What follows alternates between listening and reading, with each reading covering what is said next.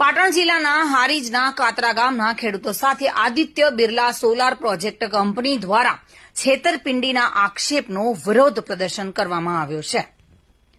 હારીજ તાલુકાના કાતરા ગામના ખેડૂતોની જમીન બિનખેતી કરાવ્યા વગર જ સોલર પ્લાન્ટ માટે પાક્કું બાંધકામ કરવામાં આવ્યું છે, તેમજ ઘણા ખેડૂતોએ પોતાની જમીન ભાડે નથી આપી છતાં ખેડૂતોની જાણ કર્યા વગર જ કંપની દ્વારા રાતોરાત અંડરગ્રાઉન્ડ 33 કેવી એચડી કેબલ નાખી દેવામાં આવ્યા છે। તેનું કોઈપણ પ્રકારનું આજ દિન સુધી કોઈ જાતનું વળતર ચૂકવ્યું નથી। સોલાર પ્લાન્ટ કંપની દ્વારા 30 વર્ષના ખોટા એગ્રીમેન્ટ કરી ખેડૂતોને માત્ર 1 જ વર્ષનું ભાડું ચૂકવવામાં આવ્યાના આક્ષેપો સામે આવ્યા છે।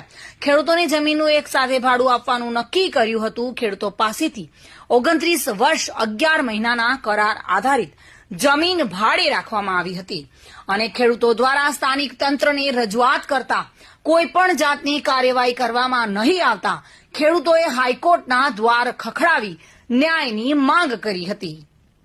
હારીજ તાલુકાના કાતરા ગામના હું ખેડૂત પોતે પ્રકાશભાઈ વિરમભાઈ ચૌધરી 66 પૈકી એકના ખેડૂત છું। Aditya Birla solar power company દ્વારા મારું ખેતર આદિત્ય બિરલાને નથી આપ્યું, તેમ છતાં અંડરગ્રાઉન્ડ